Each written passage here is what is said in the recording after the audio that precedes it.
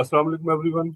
I hope you will be fine. जैसे कि आप सब लोगों को पता है कि हम सब डिविजनल एनफोर्समेंट ऑफिसर पीरा की प्रिपरेशन ऑफर कर रहे हैं, और आजकल हम कौन सा टॉपिक डिस्कस कर रहे हैं वो है पीरा ऑपरेशंस एंड प्रोसीजर रूल्स 2025। ठीक है जी। और आज इस सिलसिले का तीसरा और आखिरी लेक्चर है। ठीक है, इससे पहले दो लेक्चर हो चुके हैं, वो हमारी प्ले लिस्ट में मौजूद हैं, आप उसको देख सकते हैं। इसके अलावा जो बच्चे नोट्स लेना चाहते हैं, जिनको ये सारे के सारे जितने भी रूल्स हैं और एक्ट्स वगैरह हैं, और उसके अलावा जो बाकी नोट्स हैं वो चाहिए, तो वो हमारे एडमिन से रब्ता कर सकते हैं। तो बच्चों, आज हम इसके दो स्केड्यूल डिस्कस करेंगे, schedule one and schedule one जो है वो फाइनेंशियल लिमिट से रिलेटेड है। फाइनेंशियल लिमिट्स, किस चीज की फाइनेंशियल लिमिट? फाइन की। ये बहुत इंपॉर्टेंट है, यहाँ से जरूर सवाल पूछा जाएगा। आपने इसको बहुत अच्छे तरीके से प्रिपेयर करना है। अब सवाल कैसे आएगा ये हम देख लेते हैं। देखें जी, सबसे पहले क्या है, रेलिवेंट सेक्शन क्या है? सेक्शन 44 है। इसके तहत अगर कोई क्राइम जो है वो कमिट करता है, ठीक है, कोई ऑफेंस कमिट करता है, तो क्या होगा? यहां से स्टार्ट करेंगे। आप इधर सबसे नीचे जो है वो लिमिट है किसकी? एनफोर्समेंट ऑफिसर की। वो 50,000 तक फाइन कर सकता है। फिर एसडीओ की लिमिट है वो 1 लाख तक फाइन कर सकता है। हियरिंग ऑफिसर की लिमिट है वो 2 लाख तक फाइन कर सकता है।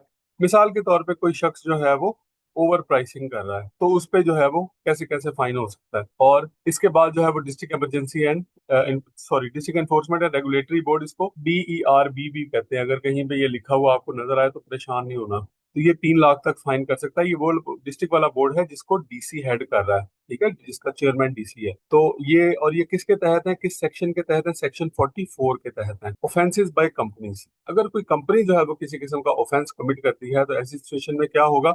अच्छा, यहाँ पर ना सेक्शन 45 लगेगा, और उसके तहत सेक्शन 45 के अंडर कोई क्राइम अगर कंपनी करती है, तो अच्छा देखिए, कंपनी की फॉर्म में जो एनफोर्समेंट ऑफिसर है वो फाइन नहीं कर सकता। जेन में रखें जरा। इन्फोर्समेंट ऑफिसर सिर्फ प्राइवेट पर्सन के सिचुएशन में वो फाइन कर सकता है, लेकिन कंपनी की सिचुएशन, अगर कंपनी की सूरत है, तो ऐसी सूरत में एनफोर्समेंट ऑफिसर फाइन नहीं करेगा। एसडीओ करेगा, 1 लाख फाइन कर सकता है। हियरिंग ऑफिसर 2 लाख फाइन कर सकता है, ठीक है। और इससे ऊपर ज्यादा अगर फाइन करना है, तो फिर वो district enforcement and regulatory board की पावर है वो इस्तेमाल होगी, ठीक है। डीसी जो है वो खुद इस पावर को एक्सरसाइज करेगा। इसी तरह से सेक्शन 47 के तहत अगर आपने फाइन करना है, मिस यूज ऑफ अथॉरिटी अगर कोई इंप्लॉय करता है, तो एसडीओ उस एम्प्लॉय को 50,000 का फाइन कर सकता है। उससे ऊपर अगर फाइन करना है तो हियरिंग ऑफिसर को 75,000 तक की लिमिट है। ऐसा नहीं है कि हियरिंग ऑफिसर 75,000 ही फाइन करेगा, वो 60 भी कर सकता है, 61 भी कर सकता है, 65 भी कर सकता है। यानी कि 51,000 से लेके 51 से 75,000 तक कोई भी फाइन कर सकता है वो। और इसी तरह से डिस्ट्रिक्ट एनफोर्समेंट रेगुलेटरी बोर्ड जो है उसकी पावर 76,000 से लेके 1 लाख तक है, ठीक है। तो अगर उसने फाइन करना हो तो फिर वो क्या करेगा? वो करेगा। सेक्शन 59 के तहत अगर कोई फाइन होने वाला है, वो क्या था जी? False, frivolous and vexatious whistle blowing. अगर किसी ने गलत विसल ब्लोइंग की है, तो विसल ब्लोअर को एसडीओ या तो 50,000 फाइन कर देगा। अगर इससे ज्यादा फाइन करना है तो 75,000 तक हियरिंग ऑफिसर कर सकता है। और अगर इससे भी ज्यादा फाइन करना है, 1 लाख का फाइन करना है, तो फिर वो DERB करेगा, यानी district enforcement and regulatory board. इसी तरह से सेक्शन 60 के तहत अगर आपने किसी को फाइन करना है, आपसे मुराद ये है कि एसडीओ ने, unauthorised disclosure of identity of the whistle blower. अगर किसी इंप्लॉई ने या किसी भी शख्स ने जो है वो विसल ब्लोअर की आइडेंटिटी को डिस्क्लोज कर दिया है, तो एसडीओ क्या कर सकता है? उसको 50,000 फाइन कर सकता है। हियरिंग ऑफिसर जो है 75,000 तक उसको फाइन कर सकता है। और अगर उससे ज्यादा फाइन करना है, तो फिर डिस्ट्रिक्ट एनफोर्समेंट रेगुलेटरी बोर्ड को रेफर कर दिया जाएगा। वो जो है वो इसको 1 लाख तक फाइन कर सकते हैं। तो आपने इसको बहुत अच्छे तरीके से प्रिपेयर करना है। ये सारी पिक्यूनरी लिमिट्स आपको याद होनी चाहिए। देखिए, बाकी सबके अंदर 50, 75 और 1 लाख ही है। 50, 75, 1 लाख, ठीक है। कंपनी की सूरत में 1 लाख, 2 लाख और 3 लाख है, ठीक है। और अगर प्राइवेट पर्सन की फॉर्म में देखें तो उसमें भी 1 लाख, 2 लाख, 3 लाख ही है, लेकिन उसमें एडिशनली जो है वो एक ईओ जो है वो शामिल हो गया। बाकी सारी की सारी सेम ही है। तो आपने ये जो लिमिट्स हैं, ये जो फाइन है, इनको बहुत अच्छे तरीके से प्रिपेयर करना है। ये लाजमी पूछे जाएंगे। स्केड्यूल 2 की तरफ आते हैं बच्चों। स्केड्यूल 2 में क्या है? पहला है जी digital evidence intake and hash verification form. जो भी आप डिजिटल एविडेंस उठाएंगे, ठीक है, और तो उसका जो है वो एक hash verification form, intake and hash verification form, उसको आपने जारी बात है दफ्तर के अंदर इंटर करना है। तो उसके साथ उसका ये रिकॉर्ड आप रखेंगे, लाजमी ये फुलफिल करेंगे। और हैश वेरिफिकेशन फॉर्म क्या होगा कि कोई भी आप, जब कोई वीडियो आपने मिसाल के तौर पे बनाई है मौके पे, सही है, और आपने जो है देखा कि वहां पर कोई वो एविडेंस के तौर पे उसने फ्यूचर में इस्तेमाल होना है कि किसी शख्स ने किसी जगह पे जो है वो होर्डिंग की हुई है, 1 लाख बोरी गंदम रखी हुई है, ठीक है, मिसाल के तौर पे, और उसकी सारी वीडियो वगैरह आपने बना ली है। अब आपको डर है कि ऑल्दो कि आप इसको सील करके आ गए जगह को, लेकिन आपको ये डर है, ठीक है, कि वो जो है यहाँ इस जगह से वो जो उसको रिमूव कर देगा, उठा लेगा किसी और जगह से, इधर उधर से कुछ छोटी सी दीवार तोड़ के या कोई और दरवाजा खोल के, क्योंकि आपने एक आध दरवाजा, क्योंकि जो गोडाउन्स होते हैं उसके तो मल्टीपल डोर्स होते हैं, तो एक दरवाजा, दो दरवाजा, तीन दरवाजे आपने सील किए होंगे, वो छत में से जो है वो सामान निकाल सकता है या किसी भी तरीके से सामान वहां से निकाल सकता है। तो ऐसी सिचुएशन के अंदर आपने जो एविडेंस है वो बड़ा इंपॉर्टेंट होता है। एविडेंस ये बताता है कि हाँ वाकई जब ये इन्होंने विजिट किया तो वहां पर वाकई 1 लाख बोरी गंदम जो है वो मौजूद थी। अब जो एविडेंस है ना उसको ऐसे ही आपने नहीं रख लेना, उसकी पहले हैश वैल्यू क्रिएट करनी है। हैश वैल्यू मतलब ये होती है कि एक सॉफ्टवेयर होता है, उसके अंदर आपने जब वीडियो इनपुट करेंगे ना तो वो उसकी एक हैश वैल्यू क्रिएट करेगा। हैश वैल्यू क्या होती है, इस तरह से अल्फान्यूमेरिक फॉर्म में होती है, टू, नंबर साइन सी, ठीक है, क्वेश्चन मार्क, फोर, ठीक है, साइन ऑफ एक्सक्लेमेशन, इस तरह का जो है। फॉर एग्जांपल ये कहते हैं हम कि ये वैल्यू उसने हैश वैल्यू क्रिएट कर। अब ये जो हैश वैल्यू है ना ये एक तो यूनिक होगी, उस सॉफ्टवेयर ने इस तरह की हैश वैल्यू किसी और के लिए जनरेट नहीं की होगी। और दूसरी बात यह है कि जब भी आप ये वीडियो डालेंगे, ये जो सॉफ्टवेयर है ये यही वाली हैश वैल्यू क्रिएट करेगा। इसका मतलब है कि ये एक तरह से उसका डिजिटल सिग्नेचर है, या उसका आईडी कार्ड है, या उसका आईडी नंबर है, ये उसका डिजिटल सिग्नेचर भी कहते हैं उसको। आई होप कि आपको हैश वैल्यू की समझ आ गई हो। आगे चलते हैं जी। आगे इसमें जो है वो बहुत ज्यादा कोई एक्सप्लेन करने वाली चीजें नहीं है, जहां जहां जरूरत पड़ेगी मैं आपको बताता जाऊंगा, अदरवाइज चीजें बहुत आसान है। ये मुख्तलिफ किस्म के फॉर्म्स हैं जो मुख्तलिफ मौकों पर इस्तेमाल किए जाएंगे। इमरजेंसी प्रोहिबिशन ऑर्डर है जी, जब ईपीओ वगैरह देना है, ठीक है, इमरजेंसी प्रोहिबिशन, इमरजेंसी में किसी काम को रोकना है तो ये फॉर्म फिल करके उसको दिया जाएगा कि हम, और इसमें सारी की सारी डिटेल लिखी होगी, ये सेल्फ एक्सप्लेनेटरी है, आप इसको पढ़ लीजिएगा। उसके बाद आ जाता है जी compliance report on EPO closure. Compliance कर दी उस बंदे ने, आपने ईपीओ क्लोज कर दिया, और उसके ऊपर भी एक फॉर्म बनेगा, वो ये है, ठीक है, इसको आप फिल करेंगे, सारे साइन करेंगे और उसको फाइल का हिस्सा बना लिया जाएगा। Emergency prohibition order monitoring form, आप जब ईपीओ सर्व करते हैं ना तो आप जाके मॉनिटरिंग भी करते हैं कि वाकई क्या ऐसा है काम उसने रोका हुआ है। मिसाल के तौर पे कुछ सरकारी जमीन के ऊपर कोई जो है बंदा सड़क के ऊपर जो है वो अपनी कंस्ट्रक्शन कर रहा था, आपको ये कंफर्म नहीं है कि ये जगह जो है उसकी अपनी है, ठीक है, सड़क कुछ हिस्सा सड़क का भी उसने बीच में ले लिया, या ये जगह जो है वो उसकी सरकार की है, रेवेन्यू डिपार्टमेंट की है, या सड़क की है, रोड की है, किसी और डिपार्टमेंट की है, या ये जो जगह है ये उस शख्स की अपनी है। तो ऐसी सिचुएशन में क्या करेंगे, फौरी तौर पे आप काम रुकवा देंगे, ईपीओ सर्व कर देंगे, और फिर इसको मॉनिटर भी करते रहेंगे अगले दिन, 2-4 दिन के बाद जाके, जब भी आपका चक्कर लगे कि क्या वाकई उसने काम रोका हुआ है या ऐसा तो नहीं है कि वो काम करी जा रहा है और धड़ाधड़ करी जा रहा है। ये ईपीओ मॉनिटरिंग फॉर्म है, जब भी विजिट होगा तो वहां पर ये फॉर्म सबमिट फिल किया जाएगा। डीईआरबी परफॉर्मेंस एंड अकाउंटेबिलिटी लॉग है, ये district enforcement and regulatory board की परफॉर्मेंस जो है वो इन चीजों की, इन जो यार्ड स्टिक्स हैं इनकी बेस पे जज की जाएगी, चेक की जाएगी। उसके बाद है जी फॉर्म नंबर 6 है। अच्छा, फॉर्म के नंबर्स भी आपने याद करने हैं, ये भी आपसे पूछा जा सकता है कि फॉर्म नंबर 6 किससे रिलेटेड है, 7 किससे रिलेटेड है। तो ये 40-50 है, आपने बहुत अच्छे तरीके से इनको प्रिपेयर करना है, यहाँ से आपसे जरूर सवाल पूछा जाएगा। सबसे ज्यादा सवाल जो हैं वो आपसे जो पूछे जाएंगे वो पीरा एक्ट से पूछे जाएंगे, और ये जो पीरा रूल्स हैं यहाँ से पूछे जाने हैं। और बाकी जो है उसमें से, इसका मतलब ये नहीं है कि वो इंपॉर्टेंट नहीं है, वहां से भी पूछे जाएंगे ज्यादा, लेकिन जो पोर्शन है वो इधर से होगा। फॉर्म 6 जो है enforcement station, daily activity log वगैरह, डेली की जो एक्टिविटी आपने की है एनफोर्समेंट स्टेशन पे। एनफोर्समेंट स्टेशन जो है ना एक पुलिस स्टेशन की तरह ही है, तो जिस तरह यहाँ पे रोज नामचा वगैरह लिखा जाता है और बाकी चीजें मेंटेन की जाती हैं, वैसे ही यहाँ पर भी आपने ये सारी चीजें मेंटेन करनी है। तो ये डेली की रिपोर्ट आ गई। फिर उसके बाद है जी complaint resolution and closure form. कोई कंप्लेंट आती है उसको आप चेक करने के लिए जाते हैं, फिर उसको रिजॉल्व करते हैं या क्लोज करते हैं, तो उसका एक फॉर्म बनता है और वो उस कंप्लेन के साथ लग जाता है। जिस जो इस चीज का सबूत होता है कि टीम ने वाकई विजिट किया है, उसके साथ तस्वीरें लग जाएंगी, उसके ऑफिसर के साइन हो जाएंगे, जो ये इस चीज का प्रूव है कि वाकई इस कंप्लेन के ऊपर हमने कोई ना कोई एक्शन लिया है। Public complaint intake and processing form, public complaint जो है जिसको इनटेक करना और प्रोसेस करना है उसका, ये भी उसी से रिलेटेड फॉर्म है। ये फॉर्म भी कंप्लेंट के कॉन्टेक्स्ट में फिल किया जाएगा। इन्वेंटरी शीट है, कोई सामान आप उठा के लेके आए हैं, ठीक है, कोई प्रॉपर्टी आपने सीज किया है, कोई सामान सीज किया है, उसके लिए फॉर्म ये बनाया जाएगा और ऑफिस में सबमिट कराया जाएगा। उसके बाद फॉर्म नंबर 10 देखें, filing of representation before hearing officer. कोई शख्स जो है वो एतराज फाइल करता है, हमने पढ़ा था ना कि एतराज फाइल कर सकता है हियरिंग ऑफिसर के पास कि जी मुझे ये इस साहब ने मुझे जो फाइन किया उसमें मुझे एतराज है। तो ऐसी सूरत में भी उसका एक अलग से फॉर्मेट है पूरा, उसी के ऊपर ही वो एप्लीकेशन देगा, ये नहीं है कि सादा कागज में लिख के दे दे। उसके बाद फॉर्म 11 है notice for from hearing officer. जब एतराज रिसीव हो जाएगा तो फिर हियरिंग ऑफिसर क्या करेगा, उसको नोटिस देगा कि भाई आ जाएं, आपकी हियरिंग है, और आके बताएं कि आपको क्या एतराज है। देन उसके बाद आ जाता है जी 12 hearing proceeding and order sheet. Hearing proceeding और ऑर्डर जो है वो सारा इस तरह के फॉर्म में लिख के दिया जाएगा। Complaint trigger report to DRB, अगर डीआरबी को अगर आपने कोई रिपोर्ट भेजनी है ना, कंप्लेंट वगैरह ट्रिगर करके यानी ऊपर एस्केलेट करके भेजनी है,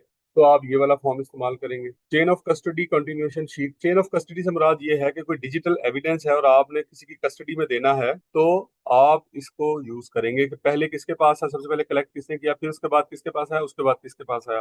तो हर एविडेंस के साथ जो है ये फिल होगा। उसके बाद है जी legal reference and schedule law citation sheet, ये फॉर्म नंबर 15 है।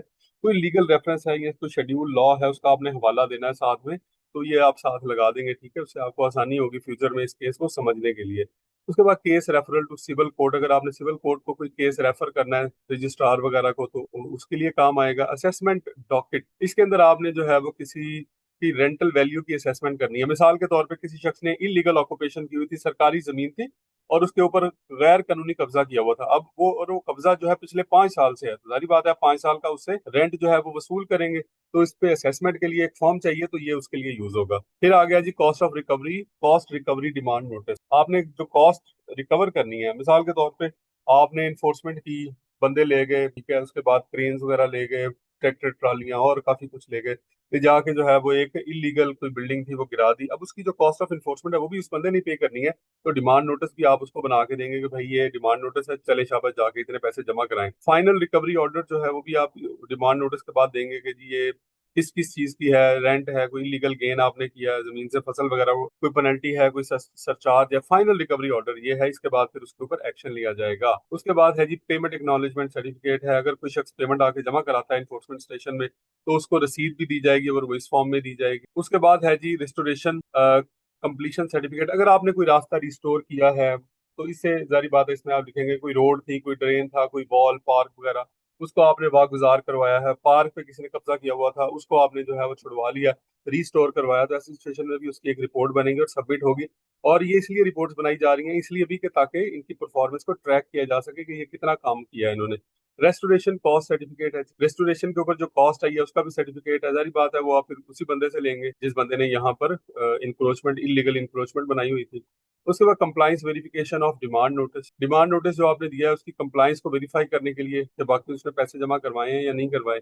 Illegal gains estimation worksheet, illegal gain अगर किसी ने किया है, कोई इलीगल ऑक्यूपायर था, सरकारी जमीन पर कब्जा किया हुआ था, वहां फसलें उगा रहा था, उससे कोई भी इलीगल उसने गेन किया है, तो आप जारी बात है उसको एस्टिमेट लगाएंगे कि कितने साल उसने फसल उठाई है यहाँ से, और उसका सारा जो है वो फाइनेंशियल इम्पैक्ट चेक करेंगे और उसके मुताबिक उसको जो है वो आप चार्ज करेंगे। Auction initiation and inventory certification form है, अगर आपने कोई कोई सामान है उसको ऑक्शन करना है, नीलामी करना है, तो उसके लिए जो है वो आप ये शीट इस्तेमाल करेंगे, उसमें सारी की सारी डिटेल लिखी होगी। Auction proceeding and bid record form, यहाँ बिडर जो है उसकी उसको रिकॉर्ड करेंगे उनका डाटा।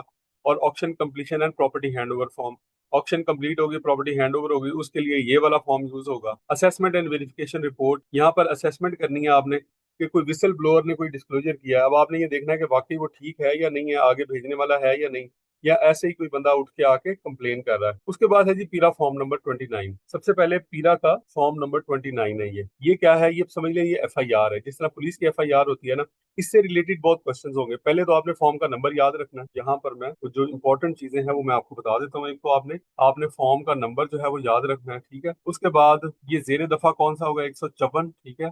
और रूल नंबर कौन सा होगा, 26 होगा, किसका, ऑपरेशन एंड प्रोसीजर रूल, जो कि हम अभी पढ़ रहे हैं। ये बिल्कुल एफआईआर की तरह ही है, उसी का जो है वो स्पेसिमन है। अब आप देखें कि इसकी डिटेल आपने लिखनी है, हवाला नंबर क्या है, सकूनत इतलात दहिंदा, मुख्तसर कैफियत जुर्म क्या थी, जाए वकुआ क्या है, ठीक है। तो ये सारी की सारी चीजें यहाँ पर आ जाएंगी। This will be the first information report. उसके बाद नंबर फॉर्म नंबर 30 का है, notice of hearing and appearance, hearing form है। हियरिंग के लिए अगर आपने किसी को बुलाना है, ठीक है, तो कौन बुलाएगा, हियरिंग ऑफिसर ही बुलाएगा ऑब्वियस। देन हमारे पास आ जाता है summary of final enforcement action register, ठीक है, फाइनल एक्शन जब आपने किसी पे लेना है, ठीक है, और वो क्या एक्शन लिया है, तो उसका रजिस्टर भी आपने मेंटेन करना है, ताकि कल को आपसे आपकी परफॉर्मेंस के बारे में पूछा जाए तो आप बता सकते। आपसे मुराद है कि जब आप एसडीओ बन जाएंगे। नोटिस ऑफ स्केड्यूल इंस्पेक्शन, कोई आपने कोई शेड्यूल इंस्पेक्शन किया है, तो उसके ऊपर आप जो उसको नोटिस सर्व करेंगे, तो आप बताएंगे कि जी हमने आपको क्यों इंस्पेक्शन किया, क्या वजह है, क्या आप काम कर रहे हैं जो कि इलीगल है। इसके बाद है जी inspection report form, inspection report form जो है ये आप ऑफिस के लिए मेंटेन करेंगे। फिर है जी enforcement officer daily activity log या एक्शन लॉग, इन्फोर्समेंट ऑफिसर ने पूरे दिन में क्या किया, ये डेली की एक्टिविटी होगी, ताकि ये पता लगे कि इन्फोर्समेंट ऑफिसर काम कर भी रहे हैं या ऐसे सारा दिन बेले फिरते रहते हैं।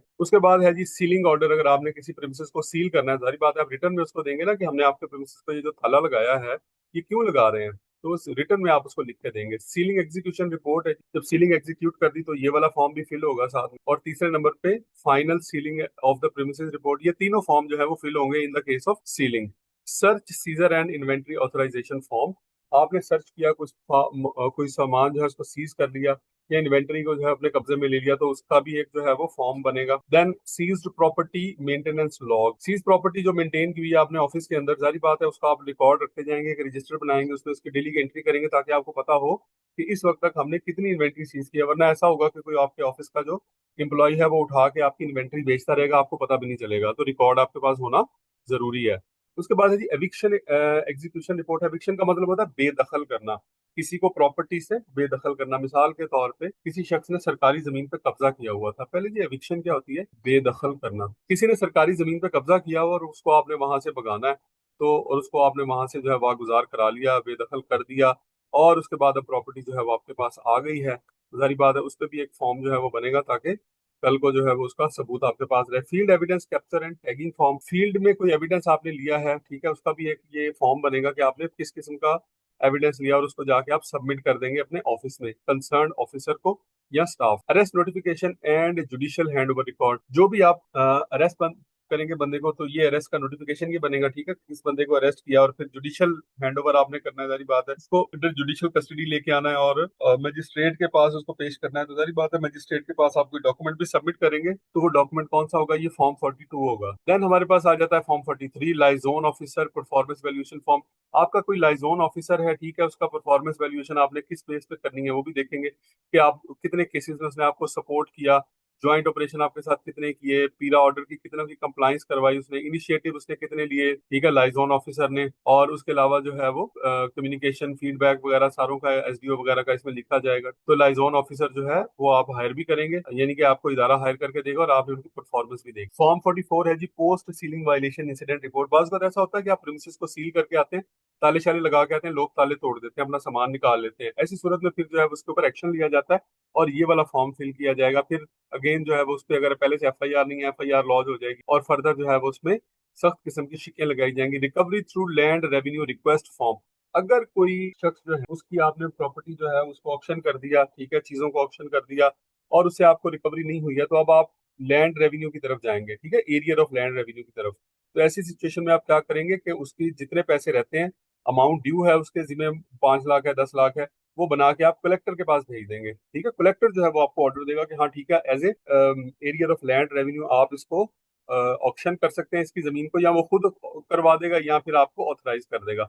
Unauthorized identity disclosure complaint form, अगर किसी शख्स ने अनऑथराइज आइडेंटिटी डिस्क्लोज की है किसी विसल ब्लोअर की, तो उस सूरत में ये वाला फॉर्म बनेगा। और देन अगर unauthorised unsealing unsealing authorisation and compliance report, desealing करनी है अगर आपने, तो उसके ऊपर जो फॉर्म बनेगा, अनसीलिंग भी कहते हैं इसको, डीसीलिंग भी कहते हैं। उसके बाद है जी whistle blower disclosure submission form, अगर कोई विसल ब्लोअर ने कोई डिस्क्लोजर देना है, ठीक है, तो वो इस तरह के फॉर्मेट पे उसको रिकॉर्ड किया जाएगा, उसके एप्लीकेशन के साथ या उसके एफिडेविट के साथ ये भी लगाया जाएगा। Pre FIR investigation authorisation and record form, ये इन्वेस्टिगेशन ऑफिसर जो है वो इसको मेरे ख्याल है आमतौर पर यूज करता है, ठीक है। तो ये क्या है? Pre FIR investigation and authorisation report है। एफआईआर से पहले जाके वो मौका महल चेक करेगा कि भाई वाकई एफआईआर होनी चाहिए या नहीं होनी चाहिए, के बाद में ये ना हो कि एफआईआर पता लगे कि गलत दे दी है।